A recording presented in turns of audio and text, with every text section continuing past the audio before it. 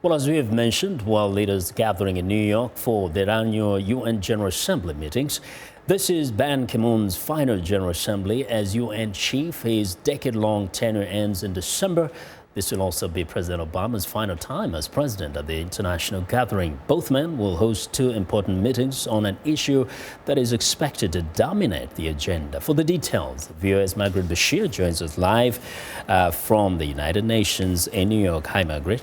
Hello. So first, we just mentioned that there's going to be an issue that will definitely dominate the agenda in New York. How about you let us know what this is? Refugees and migration. This is the big issue this year at the General Assembly.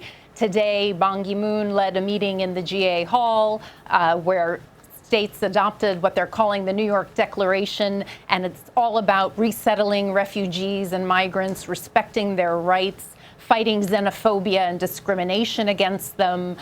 There's no serious commitments in it, however. There was a plan originally to put a 10% annual resettlement criteria in this declaration, and that was dropped. So some NGOs in particular are saying this is a missed opportunity, but the idea is it's pushing political will behind the issue, putting a spotlight on it. Also, we had the International Organization for Migration officially become a member of the UN system today. So it was operating as its own agency, but now it's within the UN family, and it will work in complement to the UN Refugee Agency. So now the UN has its own migration agency. Okay. Now, we know that, for those of our viewers in Africa, they want to know, is there anything that we can expect to hear about the continent? Well, sure. There are lots of side meetings going on Africa. This morning, the African Union Peace and Security Council was holding a side meeting on South Sudan.